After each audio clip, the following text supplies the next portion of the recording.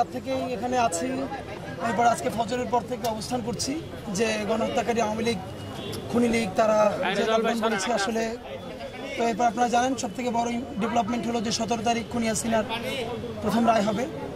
তো আমরা তো রাজপথে আছি।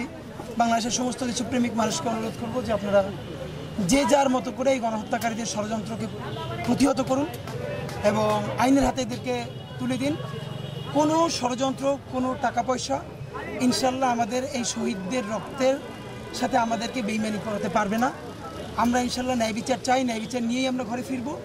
সুতরাং আওয়ামী লীগ আগামী 4 দিন যেই অস্থিতিশীলতা তৈরির চেষ্টা করবে, মূলত তাদের আসলে তো এখানে কেউ নাই টাকা পয়সা দিয়ে যেটা করাবে, এটাও ইনশাল্লাহ আমাদেরকে সবাই মিলে প্রতিরোধ করতে হবে। এই বিচারের পর ইনশাল্লাহ নতুন বাংলাদেশের প্রথম রাজনীতি শুরু হবে।